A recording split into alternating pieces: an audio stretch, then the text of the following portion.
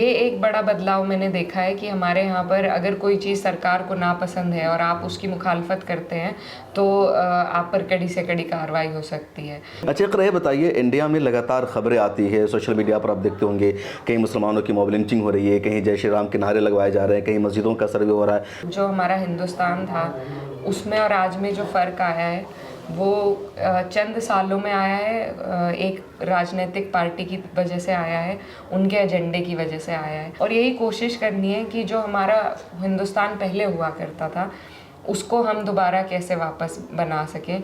400 पार वाले जो लोग थे उनको 220 पर सीमित कर दिया हमारे लोगों ने। ये जो लोग हैं जो संविधान को बदलना चाहते हैं, ये भाजपा के लोग ढोंग करते हैं सिर्फ। उन लोगों को कह रहे हैं जो ट्रोल करते हैं सोशल मीडिया पर, जी ट्विटर बहुत पर। अफसोस होता है क्योंकि अगर मैं सम्मान में किसी के मंदिर में खड़ी हूँ, कोई मेरी मस्जिद में आकर अगर खड़ा होता है तो हम उसे सम्मान देते हैं। मुझे उन लोगों ने सम्मान दिया, मुझे मेरे दिल में क्या है, मेरा ईमान क्या है, ये मैं जानती हूँ। और ये सवाल मुझसे मेरा खुदा करेगा और किसी को इजाज़त नहीं है करने की। इसी तरीके से अगर एक मुसलमान ने एक हिंदू भाई के लिए आवाज़ उठाई तो इससे किसी को दिक्कत नहीं होनी चाहिए। अस्सलाम वालेकुम रहमतुल्लाहि व बरकातुहू। मिल्लत टाइम्स में खुशामदीद। मैं हूं शम्स तबरेज़ कासमी और मेरे साथ ख़ास बातचीत के लिए आज मौजूद हैं इकरा हसन चौधरी। कैराना से समाजवादी पार्टी की MP हैं और लगातार देश भर में चर्चे में हैं। इकरा हसन, मिल्लत टाइम्स में खुशामदीद। जी बहुत बहुत शुक्रिया। पहली मरतबा आप MP बनी हैं और आपने जो तालीम हासिल की लंदन से और फिर इंडिया में आपने अपने सियासी कैरियर का आगाज़ किया है। आपकी जो पूरी फैमिली है वो सियासी घराने से ताल्लुक़ रखती है, तो आपने क्या फ़र्क देखा इंग्लैंड की सियासत में और इंडिया की सियासत में? देखिए, सबसे पहले तो जो सबसे आज क्योंकि हम संसद में भी प्रदर्शन कर रहे थे तो उस लिहाज से अगर मैं कहूँ तो वहाँ पर बहुत आज़ादी है। अगर वहाँ के जो लोग हैं उन्हें अपने ही देश में किसी चीज़ से दिक्कत है तो उन्हें विरोध करने की आज़ादी है। वो अपना एहतजाज कर सकते हैं अमन के साथ और उनकी बात की सुनवाई भी है। हमारे यहाँ पर जब से भाजपा की सरकार आई है एक माहौल ऐसा बना दिया गया है कि कोई भी अगर इनके खिलाफ़ बोलेगा तो उसे फिर कई झूठे केसेस में फंसा कर, जैसे हमारे बहुत से लोग आज भी जेल में बंद हैं, सुनवाई नहीं हो पा रही है। तो ये एक बड़ा बदलाव मैंने देखा है कि हमारे यहाँ पर अगर कोई चीज़ सरकार को नापसंद है और आप उसकी मुखालफत करते हैं तो आप पर कड़ी से कड़ी कार्रवाई हो सकती है। तो ये बदलाव ज़रूर है। हालांकि ये जो अधिकार है हमारा, ये संविधान में लिखा हुआ है कि अगर हमें कोई चीज़ नहीं पसंद है तो इस देश के ज़िम्मेदार नागरिक होने के नाते हमें अपनी मुखालफत दर्ज करने का अधिकार है। लेकिन वो अधिकार आजकल हमसे छीना जा रहा है और उसके खिलाफ़ ये जो सरकार है सख्त से सख्त उन लोगों के खिलाफ़ कार्रवाई कर रही है जो उनके हिसाब से नहीं चलते, उनकी बातों को उस हिसाब से नहीं मानते जैसा वो चाहते हैं। तो ये एक सबसे बड़ा डिफरेंस है आज के दिन, अगर मेरा ध्यान कहीं जा सकता है तो ये सबसे बड़ा डिफरेंस।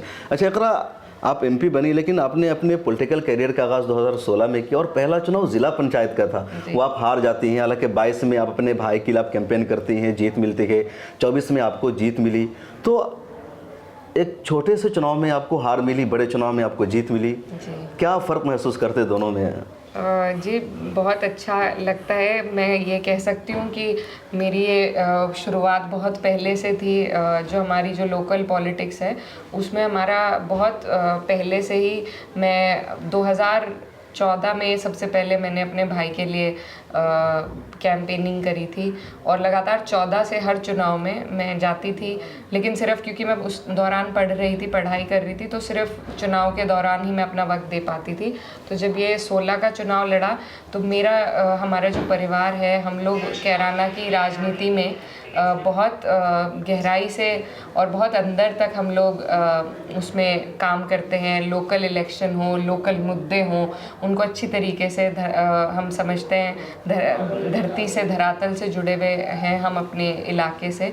तो उसी के संदर्भ में ये चुनाव हुआ था 2016 का ज़िला पंचायत का। कुछ हालात ऐसे बने थे कि लोकल पॉलिटिक्स में, उस टाइम मैं कॉलेज में पढ़ती थी, मुझे अचानक घर बुलाया। पढ़ाई भी चल रही थी आपकी? जी हाँ, मैं दिल्ली में पढ़ती थी, मुझे अचानक घर बुलाया गया और कुछ हालात ऐसे बने थे कि मेरे घर वालों को, मेरे भाई को लगा कि मेरा उस वक्त चुनाव लड़ना परिवार के लिए ज़रूरी है। हालांकि मैं हारी थी लेकिन हर चुनाव जीत का नहीं होता है, कुछ चुनाव वजूद के लिए भी लड़े जाते हैं। तो वो एक ऐसा चुनाव था जिससे मेरी शुरुआत हुई, और मैं खुशगुजार हूँ कि मुझे मौका मिला उस वक्त भी और आज भी। ये सीख मिल गई बहुत पहले अपने जीवन में कि ज़रूरी नहीं है आप हर चुनाव जीतें, और मेहनत बरकरार रखेंगे तो जीत भी मिलेगी, जो हमारे साथ कहा भी जाता है कि कुछ लोग पहला चुनाव लड़ते हैं हारने के लिए, सीखने के लिए, और फिर वहाँ से जीत का सफ़र तय हुआ था, और आपके साथ भी ऐसा ही हुआ। अच्छा इकरा, ये बताइए, इंडिया में लगातार खबरें आती है, सोशल मीडिया पर आप देखते होंगे, कहीं मुसलमानों की मॉब लिंचिंग हो रही है, कहीं जय श्री राम के नारे लगवाए जा रहे हैं, कहीं मस्जिदों का सर्वे हो रहा है, मस्जिद को मंदिर में तब्दील किया जा रहा है, एक डर और खौफ का माहौल बना रखा है। तो भारत में आपको मुसलमानों का फ्यूचर क्या लगता है? देखिए, बहुत पहले मैं पास्ट में जाना चाहूँगी। मैं जब छोटी थी और तब जो हमारा हिंदुस्तान था उसमें और आज में जो फ़र्क आया है वो चंद सालों में आया है। एक राजनीतिक पार्टी की वजह से आया है, उनके एजेंडे की वजह से आया है, और मुझे लगता है कि ये हालात भी बदलेंगे। जब शासन बदलेगा तो ये भी हालात बदल जाएंगे। अगर वो हालात नहीं रहे तो ये भी नहीं रहेंगे। बस इसमें यह है कि हमें नाउम्मीदी कुफ्र है क्योंकि, और नाउम्मीदी से बचना है, उम्मीद बरकरार रखनी है, और यही कोशिश करनी है कि जो हमारा हिंदुस्तान पहले हुआ करता था उसको हम दोबारा कैसे वापस बना सकें। कैसे हम कुछ लोग सोचते हैं कि अलग अलग रहकर, अलग अलग रास्ते अपनाकर हम उस राह पर पहुंच जाएंगे, लेकिन मुझे नहीं लगता। हम हमेशा अपने क्षेत्र में ये कोशिश करते हैं कि भाईचारा बने, क्योंकि मैं ये समझती हूँ, जैसा हमने CAA NRC के टाइम भी देखा कि ऐसे बहुत हिंदू भाई हैं जो भी वही चाहते हैं जो हम चाहते हैं, जो सेक्युलर माइंड के हैं, जो अमन चाहते हैं, जो भाईचारा चाहते हैं, और ऐसे लोगों को जोड़ कर रखने की हमें ज़रूरत है। आज हमें उनके साथ की ज़रूरत है, कल को उन्हें हमारे साथ की ज़रूरत होगी। तो ये जो हमारी जो गंगा जमुनी तहज़ीब है, हमारा जो मेल जोल है, भाईचारा है, मुझे लगता है ये रास्ता वहीं से निकलेगा। तो हमें ना उम्मीद होकर अपना रास्ता अलग चुनने की ज़रूरत नहीं है, बल्कि उम्मीद को बरकरार रखकर और आपस में प्यार बनाकर। मैं जानती हूँ कभी कभी बहुत मुश्किल हो जाता है, ऐसे हालात बना दिए जाते हैं कि आदमी को बहुत गुस्सा और झुंझलाहट मुझे खुद महसूस होती है, लेकिन ये भी बात समझनी होगी कि हमारा जो देश है उसका संविधान बहुत मजबूत है और कोई हमें यहाँ से नहीं निकाल सकता। ये सिर्फ राजनीतिक बातें हैं, राजनीतिक एजेंडे हैं, प्रोपेगेंडे हैं। इनसे बचकर अगर हम अपने हिसाब से एक भाईचारे को बढ़ावा देंगे, बनाएंगे, बरकरार रखेंगे, तो मुझे उम्मीद है कि जैसे वो वक्त नहीं रहा, ये वक्त भी नहीं रहेगा, और जैसे ही सरकार बदलेगी माहौल बदलेगा, और इंशाल्लाह अच्छे के लिए बदलेगा। आपने कहा कि संविधान बहुत मजबूत है, लेकिन अभी संविधान को बदलने की कोशिश की जा रही है। अभी संविधान पर बहस भी हुई और आपने ज़बरदस्त तकरीर की, आपकी तकरीर की हर तरफ चर्चा है, लगातार वायरल हो रही है आपकी स्पीच। तो उस तकरीर की आपने कब से तैयारी की थी, क्या सोच रखा था? चूँकि पहली मरतबा मुझे लगता है कितना टाइम मिला आपको और आपने उसका भरपूर फ़ायदा उठाया। जी, देखिए, संविधान पर हमले की जैसे आपने बात कही, जैसे ही ये शुभा हमारे लोगों को हुआ कि संविधान बदला जा सकता है, तो उसी वक्त जो चुनावी परिणाम है वो आपके सामने है। जी। 400 पार वाले जो लोग थे उनको 220 पर सीमित कर दिया हमारे लोगों ने। तो ये संविधान की ताकत है। कोई नहीं चाहता कि संविधान बदला जाए, और इसीलिए सब एकजुट होकर सबने इस तरीके से वोटिंग करी। ये जो लोग हैं जो संविधान को बदलना चाहते हैं, ये भाजपा के लोग ढोंग करते हैं, सिर्फ ऊपरी दिखावा करते हैं संविधान दिवस मनाने का। और अभी अमित शाह जी का हमने भाषण सुना, किस तरीके से वो बाबा साहब अम्बेडकर को कह रहे थे। तो ये लोग सिर्फ दिखावटी लोग हैं, ये संविधान को ना मानने वाले हैं और बदलना तो चाहते ही हैं। उसके खिलाफ हम सबको मुस्तैद रहना होगा, उसके खिलाफ हम सबको जागरूक रहना होगा। वो हम लोग लगातार कोशिश कर रहे हैं। जो आप स्पीच की बात कर रहे हैं, मैं सबसे पहले ये बताना चाहती हूँ कि क्योंकि मेरा पहली बार है संसद भवन में, ये दूसरा ही सेशन है, और पहले ही सेशन के बाद बहुत से लोगों ने कई तरह की आलोचना करी कि उस बात पे नहीं बोले, उस बात पे नहीं बोले। तो मैं बस ये कहना चाहती हूँ कि मैं भी सीख रही हूँ, और सीखते सीखते हम भी उस तरीके से एक्सपीरियंस हो जाएंगे कि जैसे लोग चाहते हैं, जितनी उम्मीदें उन्हें हमसे हैं, उस पर खरा उतरें। लेकिन उसके साथ साथ बहुत टेक्निकल चीज़ें होती हैं संसद में। रोज़ाना हम 0R लगाते हैं, लेकिन वहाँ लॉटरी सिस्टम से आपका नाम आता है। तो आज नाम आया या नहीं आया, ये मेरे हाथ में नहीं है। मैं कितनी भी मेहनत कर लूँ, मैं कितने भी पत्र लगा लूँ, वो लॉटरी से निकलेंगे या नहीं ये किस्मत का खेल है, मेरे हाथ में नहीं है। तो हम लगातार कोशिश करते हैं अपनी तरफ से, लेकिन कई बार नहीं हो पाता है।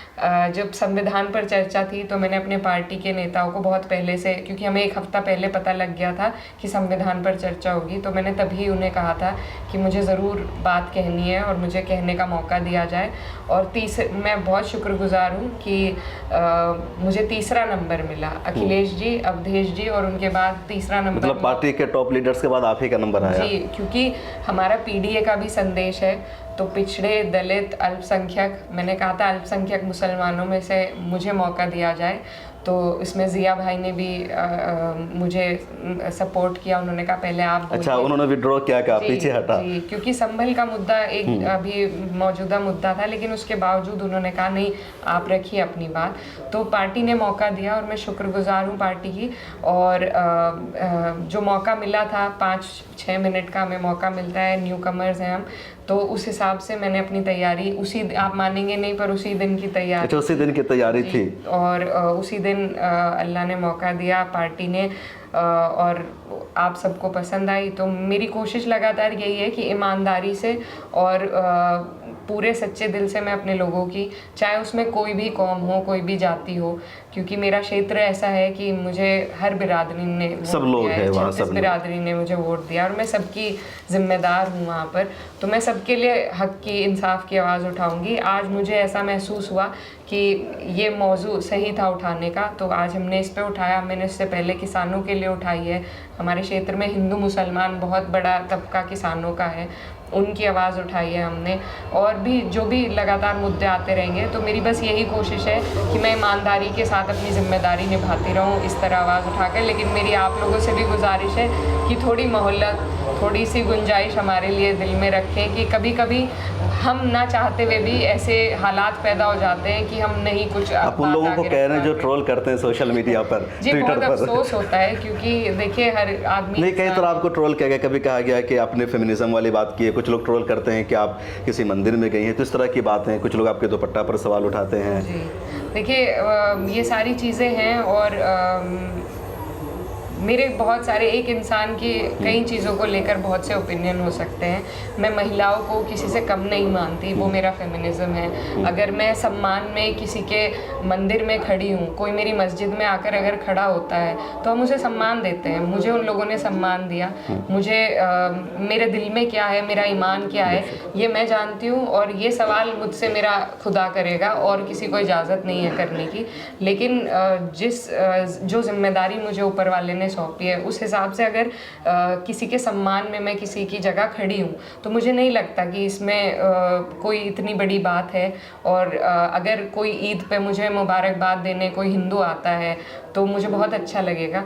और मैंने ये भी कहा था, मुझसे पहले एक इंटरव्यू में पूछा गया कि अगर आपने वैष्णो देवी की आवाज़ उठाई, बहुत अच्छा लगा। तो मैंने कहा लगना भी चाहिए, क्योंकि पिछले सेशन में आपने उठाई थी आवाज़। तो अगर कोई हिंदू मुसलमान के लिए लड़ाई लड़ता है तो हमें बहुत अच्छा लगता है। इसी तरीके से अगर एक मुसलमान ने एक हिंदू भाई के लिए आवाज़ उठाई तो इससे किसी को दिक्कत नहीं होनी चाहिए। अगर उनके मज़हब को हम सम्मान दे रहे हैं तो इसमें भी कोई कोताही की बात नहीं होनी चाहिए, तभी हम भी किसी से सम्मान एक्सपेक्ट कर सकते हैं।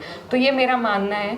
और लगातार हमने बचपन से यही देखा है कि किस तरीके से ईद पे लोग हमारे घर आते हैं, किस तरीके से हम दिवाली पे लोगों के यहाँ जाते हैं। और यही इस मुल्क का असली जो गंगा जमुनी तहजीब है वो यही है। अगर हम उसे बर्दाश्त नहीं कर रहे तो हम किसी से उम्मीद नहीं रख सकते कि कोई हमारे लिए बर्दाश्त करे। तो ये दो तरफी तलवार है, दोनों को बर्दाश्त करना पड़ेगा, दोनों को लेकर चलना। और आज जो समाज में ये जो खिंचाव पैदा हुआ है, ये अगर एक तरफ से खिंचाव हो रहा है तो मुझे लगता है कहीं ना कहीं हमारी भी तरफ से खिंचाव पैदा होता जा रहा है, जो मुझे अच्छा नहीं लगता है।